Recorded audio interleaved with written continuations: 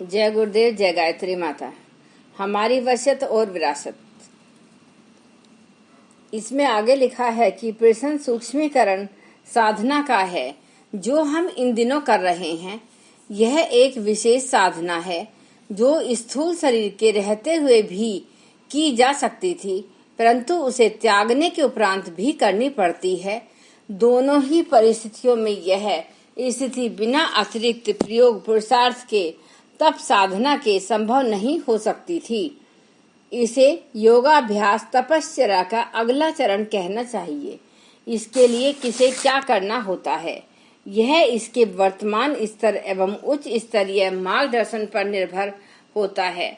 सबके लिए एक पाठ्यक्रम नहीं हो सकता, किंतु इतना अवश्य है कि अपनी शक्तियों का बहिरंग अपव्यय रोकना पड़ता है। अंडा जब तक पक नहीं जाता तब तक एक खोखले में बंद रहता है। इसके बाद वह इस छिलके को तोड़कर चलने फिरने और दौड़ने उड़ने लगता है।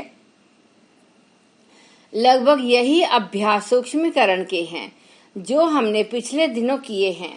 प्राचीन काल में गुफा, सेवन, समाधि आदि का प्रयोग इसी निमित्त होता था।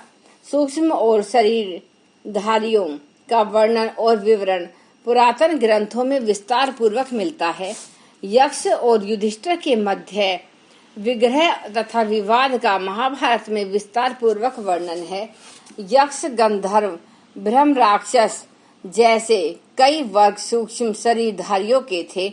विक्रमादित्य के साथ 5 वीर रहते थे। शिवजी के गण वीरभद्र कहलाते थे। भूत, प्रेत, जिंद, मसानों की अलग ही बिरदारी थी। अल्लादीन का चिराग जिसने पढ़ा है उन्हें इस समुदाय की गतिविधियों की जानकारी होगी। छाया पुरुष द्वारा साधना में अपने निज के शरीर से ही एक अतिरिक्त सत्ता गढ़ ली जाती थी है और वह एक समर्थ साथी सहयोगी जैसा काम करती है। इन सूक्ष्म शरीरधारियों में अधिकांश का उल्लेख हानिकारक या नैतिक दृष्टि से हे स्तर पर हुआ है। संभव है उन दिनों अतृप्त विक्षुब्ध स्तर के योद्धा रणभूमि में मरने के उपरांत ऐसे ही कुछ हो जाते रहे हों। उन दिनों युद्धों की मारकाट ही सर्वत्र संव्याप्त थी। साथ ही सूक्ष्म शरीरधारी देव ऋषियों का भी कम उल्लेख नहीं है। राजऋषि और ब्रह्म ऋषि तो स्थूल शरीरधारी ही होते थे, पर जिनकी गति सूक्ष्म शरीर में भी काम करती थी वे देव ऋषि कहलाते थे। वे वायुभूत होकर विचरण करते थे, लोकांतरों में जा सकते थे। जहाँ आवश्यकता अनुभव करते थे वहाँ भक्त जनों का मार्गदर्शन करने के लिए अनायास ही पहुँचते थे। ऋषियों में से अन्य कईयों के भी ऐसे उल्लेख मिलते हैं। वे समय समय पर धैर्य देने, मार्गदर्शन करने या जहाँ आवश्यकता समझी है वहाँ पहुँचे प्रकट हुए हैं। पैरों से चलकर जाना नहीं पड़ा है। अभी भी हिमालय के कई यात्री ऐसा विवरण सुनाते हैं कि वह राह भटक जाने पर कोई उन्हें उपयुक्त स्थल तक छोड़कर चला गया। कईयों ने किन्हीं गुफाओं में शिखरों पर अदृश्य योगियों का दृश्य तथा दृश्य को अदृश्य होते देखा है। तिब्बत के लामाओं की ऐसी कितनी ही गाथाएं सुनी गई हैं। थियोसॉफिकल सोसाइटी की मान्यता है कि अभी हिमालय के ध्रुव केंद्र पर एक ऐसी मंडली है जो विश्व शांति में योगदान करती है। इसे उन्होंने अदृश्य सहायक नाम दिया है। जहां स्मरण रखने योग्य बात यह है कि यह देव ऋषि समुदाय भी मनुष्यों का ही एक विकसित वर्ग है। योगियों, सिद्धों, पुरुष और महामानवों की तरह वे सेवा सहायता में दूसरों की अपेक्षा अधिक समर्थ पाया जाता है, पर यह मान बैठना गलती होगी कि वे सर्वसमर्थ है और किसी की भी मनोकामनाओं का तत्काल पूरी कर सकते हैं। यह अमोघ वरदान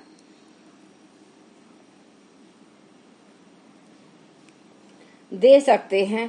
कर्मफल की वरिष्ठता सर्वोपरि है। इसे भगवान की ही घटा या मिटा सकते हैं। मनुष्य की सामर्थ्य से वह बाहर है। जिस प्रकार बीमार की चिकित्सक विपत्तिग्रस्त की धनी सहायता कर सकता है, ठीक उसी प्रकार सूक्ष्म शरीरधारी देव ऋषि भी समय समय पर सत्कर्मों के निमित्त बुलाने पर अथवा बिना बुलाए भी सहायता के लिए दौड़ते हैं। इससे बहुत लाभ भी मिलता है। इतने पर भी किसी को यह नहीं मान बैठना चाहिए कि पुरुषार्थ की आवश्यकता नहीं रही या उनके आड़े आते ही निश्चित सफलता मिल गई। ऐसा रहा होता तो लोग उन्हीं का आश्रय लेकर निश्चित हो जाते और फिर निजी पुरुषार्थ की आवश्यकता ही न समझते। निजी कर्मफल आड़े आने, परिस्थितियों के बाधक होने की बात को ध्यान में ही न रखते। यहाँ एक अच्छा उदाहरण हमारे हिमालयवासी गुरुदेव का है। सूक्ष्म शरीरधारी होने के कारण ही वे उस प्रकार के वातावरण में रह पाते हैं जहाँ जीवन निर्वाह के कोई साधन नहीं है। समय समय पर हमारा मार्गदर्शन और सहायता करते रहते हैं। इसका अर्थ यह नहीं कि हमें कुछ करना नहीं पड़ा, कोई कठिनाई मार्ग में नहीं आई ही, कभी असफलता मिली ही नहीं। यह भी होता रहा है, पर निश्चित है कि हम एकाकी जीकर कर सकते थे। उसकी अपेक्षा उस दिव्य सहयोग से मनोबल बहुत बढ़ा चढ़ा रहा है, उचित मार्गदर्शन मिला है। कठिनाइयों के दिनों में धैर्य साहस यथावत स्थिर रहा है, यह कम नहीं है। इतनी ही आशा दूसरों से करनी भी चाहिए। सब काम करके कोई रख जाएगा, ऐसी आशा भगवान से भी नहीं करनी चाहिए।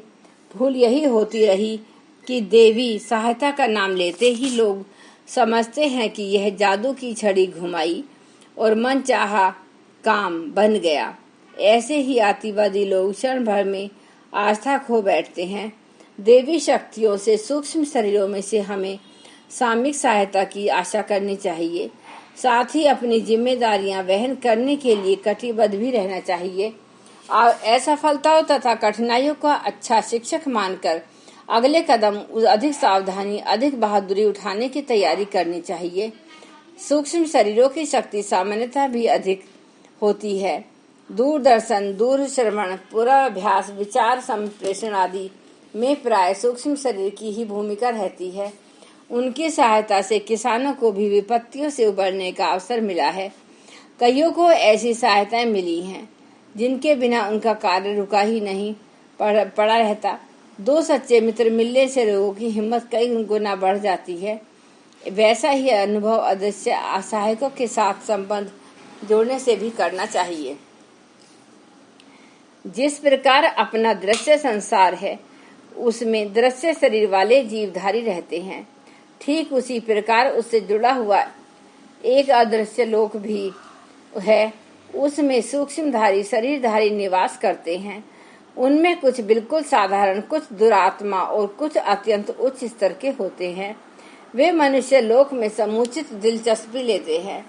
बिगड़ों को सुधारना और सुधरों को अधिक सफल बनाने में अयाचित सहायता मांगने का प्रयोजन और मांगने वाले का स्तर उपयुक्त होने पर तो वह सहायता और भी अच्छी तरह और भी बड़ी मात्रा में मिलती है।